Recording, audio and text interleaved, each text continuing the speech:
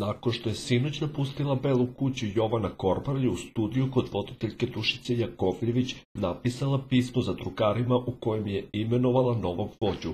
To pismo je stiglo na adresu Bele kuće i Marina Popović je okupila za drugare oko crnog stola i krenula da čita pismo.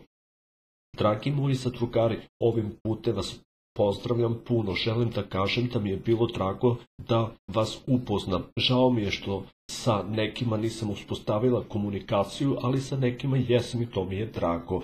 Što se tiče moga izbora za vođu, to će biti Marko Marković. Nadam se da će sad odlučiti sa kojom će biti, sa kojom će deliti krevet, glasilo je pismo. Marko nije ovo očekivao, pa je ostao bez teksta i samo se zahvalio Jovani.